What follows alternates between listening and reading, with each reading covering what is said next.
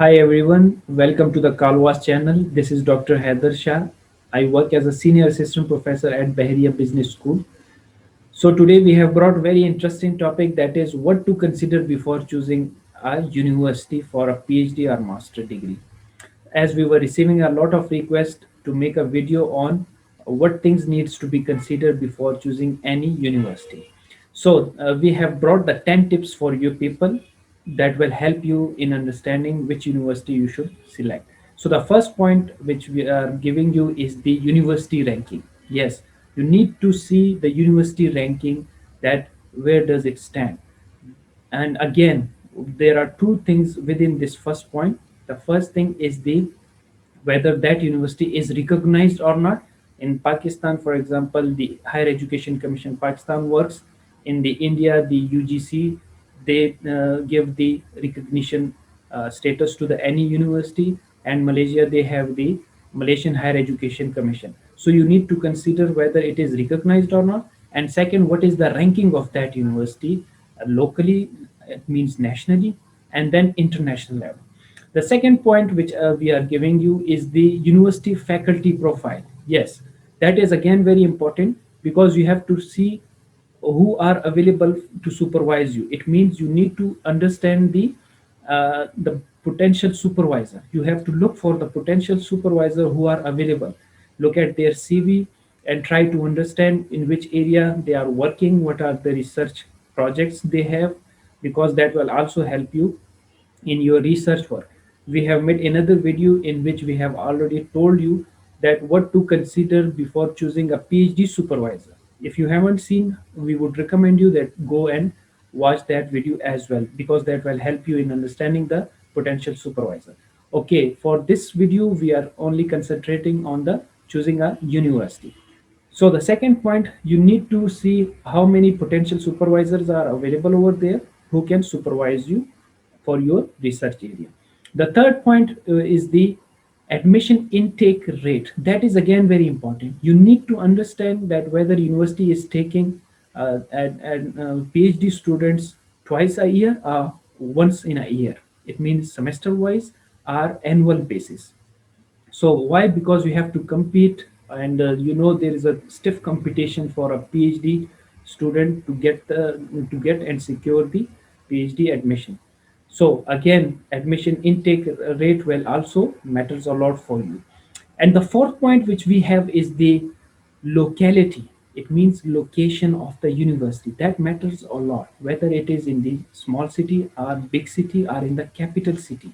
Again, if it is in capital city or big city, you will have different opportunities, for example, to work outside as a part-time. Again, the different facilities which are available in the big cities. But if it is in the small city, there are some associated problems with that. So you need to understand that thing, and you need to keep in mind that what is the location of that university and how it will affect you. Okay, the fifth important point is the program offered. How many program the university is offering? For example, if you have a problem with that program, later on whether you will have an option to change that program or not, that is important point. If you don't have the other option, then you have to quit that university. So again, you need to see how many programs they offer so that you can switch later on. Okay, the sixth important point is the fee structure. That is very important point. If you are particularly a self finance student, you need to understand what are their fee structure, and whether it is annually basis or again it is based on the semester wise. That will again affect you a lot. Okay, the seventh point which we have is the availability of scholarship. Yes, that is another important point. What type of scholarship the university offers? Again, is it a need based or it is on merit based? What are the different criteria for scholarship? Again, which kind of scholarship the university offers?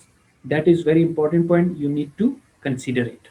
And then the eighth point is the hostel facility. That is the very important point, that whether you will get the in-campus facility or not, or again it depends on your priorities, whether you want to stay out of university, that is again optional one. But whether university offers the in campus or not, because in campus facilities and staying outside of the campus both have their own pros and cons, so you need to consider that thing. And the ninth point is the pass out ratio or graduation ratio. Again, the how many people have passed out, what is the average rate of graduation, that will matters a lot, because it will motivate or demotivate you. And remember one thing which we recommend mostly to the students, that PhD is not about the 3 years or 4 years or 5 years or 7 years. It depends on the hard work you put, right? It depends on the what type of efforts you put in the PhD journey, because people finish in 3 years, 4 years, 5 years, depending upon the priorities and efforts, hard work, and things they the input they give in that way. So remember that thing. The pass out or graduation rate doesn't guarantee that you will also be getting the PhD degree within 3 years or 4 years, but it will just tell you the average, that in how much time the average people get the degree out of that university.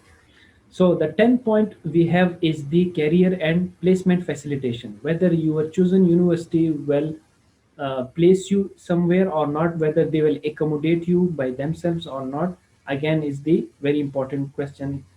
Because some university offer the lecturership or the senior assistant professorship. After you doing your PhD, they hire you as the senior assistant professor or assistant professor for that purpose. So you need to consider whether the university gives the direct employment or they recommend you to some other institution. That is again the another important point. So these were the different points which you need to consider before choosing any university. I hope this video will help you in selecting any or choosing any university for your PhD. So good luck for that, and thank you very much for watching this video. Don't forget to subscribe this channel, and because many more live sessions and many more videos are coming, so stay tuned. And if you have any suggestion for us, do write in comment section, or you can also email us on info@colwas.com. So thank you very much once again. Stay safe, take care.